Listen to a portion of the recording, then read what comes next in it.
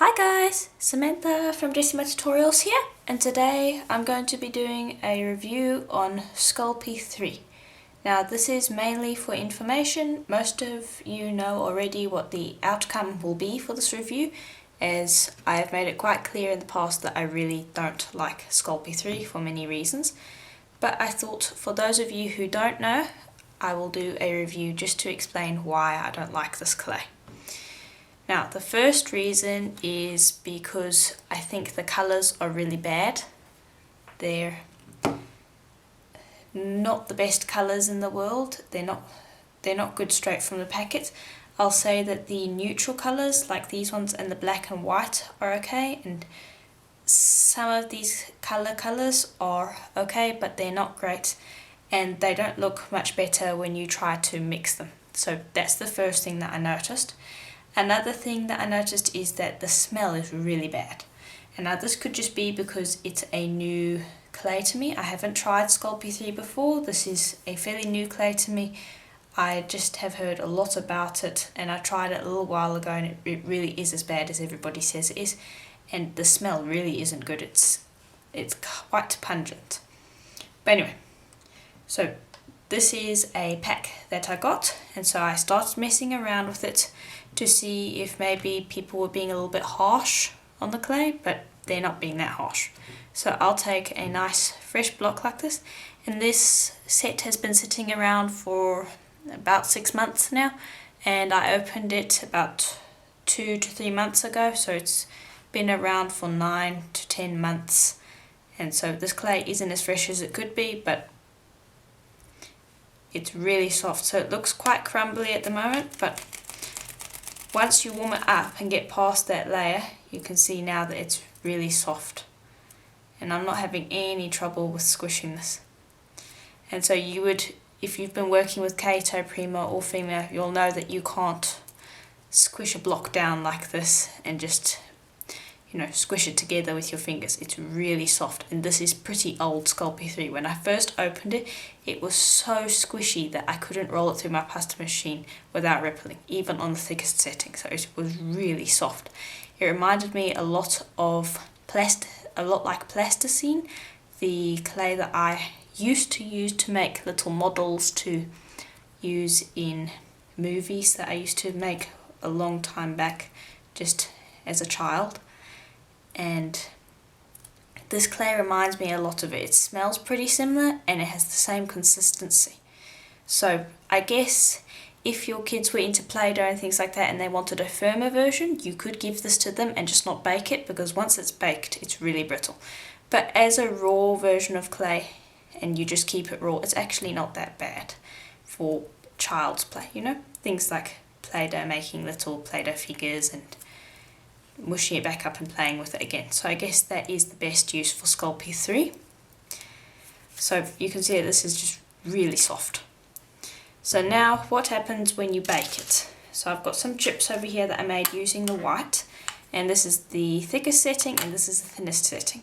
Now excuse the ripples in this. This is because it rippled really badly on my thinnest setting, and I actually had to smooth it over with my fingers.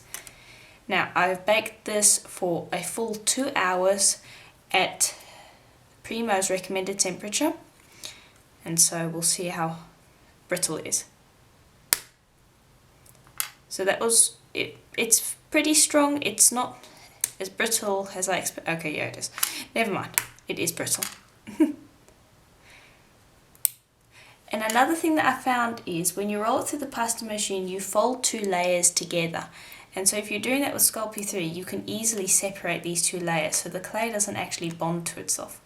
So I've got 2 layers here, and I can separate those pretty easily. I'm just using my nail to get in there. So that's not good. These 2 layers are not sticking together. I can actually see the 2 layers when I've cracked it. So you can see how brittle it is. It's not good. So that's not good for jewellery, because the thing is, if you make something really nice, you spend all of that time on it and then it breaks. It's not good, and that's why it's not good to bake for kids, because they spend a whole bunch of time on something, they put their heart and soul into it, and then a little while later, like half an hour after they've baked it and they're busy playing with it, because kids are kind of rough, it just breaks. So if you were going to buy this clay, I'd recommend it just as kind of like a firmer version of Play-Doh. So they can just keep it raw and it won't dry out, and it means that they can just have a firmer version of Play-Doh. But you can just see how rubbishy this is. So that's really not good.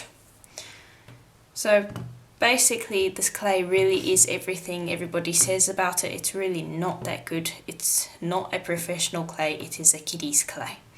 And you should not bake it because it's just going to be really brittle and it's going to break a few hearts. So if you're going to use it, I recommend using it just as a clay that stays raw, and you use it as almost like a Play-Doh. Now let's say that you don't have kids that like playing with Play-Doh, and or even if you don't have kids and you just accidentally bought a whole bunch of this, because I find that a lot of beginners do this because this is the cheapest clay, well, one of the cheapest clays there is, and so you'll automatically go and buy this clay as a beginner because it's cheap. And now the problem with that is that it will give you a false impression. But what do you do with it now that you have a whole bunch? Well, the first thing that I'd advise is to try and take it back to the store and get your money back, because it really isn't good. If you can get your money back, get your money back. But let's say that you can't get your money back. So I've got a few ideas for what you can use it for. You can actually bake the clay in a log, quite a thick log, and then you chop that up once it's baked because it's really brittle, and then you take that and put it into a thick sheet of leftover clay that's from your other brands like Kato, Primo and Fimo, so it's nice and strong. You put it in there and then you pick out all those little bits and it gives you a great texture. I have a review on that texture stamp, and I'll actually bring it over so you can see what it looks like. And here's the stamp that I made, and this is the one that I made in the tutorial. So the white bits are the Sculpey III bits that are stuck in the clay, and so they're there forever, but the bumps and mumps that were made in here were actually made from the Sculpey III that I picked out. So the Sculpey III does get discarded, of course, so it's still not good because you're wasting clay, but you can't really do much about it because the Sculpey III just really isn't good. But it creates a really cool texture, so here's what the texture looks like, and I've just highlighted it with some gilders placed so you can see it gives that really cool stony look. And now you can use up a lot of your Sculpey III by doing this. You can try it with thick pieces, small pieces, you don't have to roll it in a log, just bake a piece in different shapes. You can mess around with what the shapes are, press it into clay, and you'll get different textures each time. So that's a great way to use up the Sculpey III. Another way is you can use it for the Jessama smear. This only works with the black version, so here's the black piece. And so you can see that it's really soft.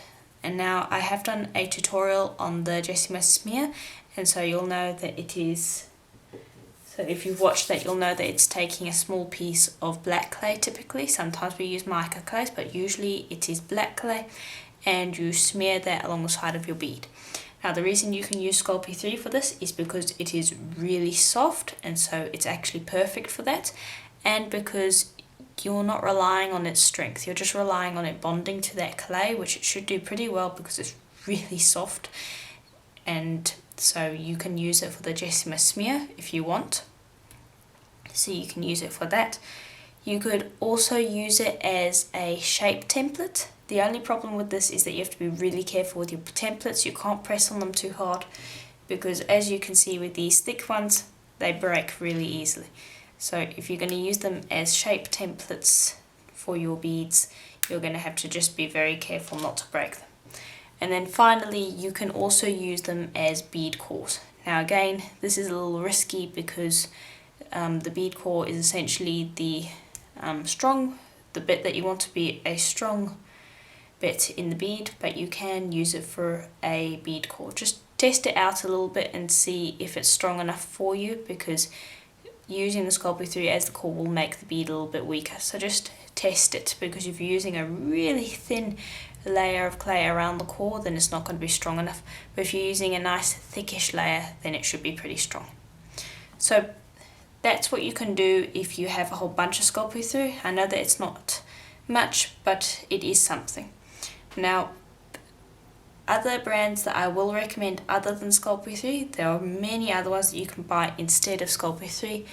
I recommend Kato, Primo, Fimo Professional, Fimo Soft, Zernitz, Pardo, Sculpey Souffle, and there might be more native ones. Like I know there's a Brazilian one as well, but there's lots of other brands like the ones that I mentioned, which are the main ones, and they're much better than Sculpey III. They're stronger, they've got better consistency, they've got better colours, they're so much better, so I much more recommend those. So try those brands out instead and avoid buying Sculpey III because really it's not a good clay. So I do hope that this was helpful to you, and I hope that if it was, please do let me know in the comments below, as that's always helpful to me.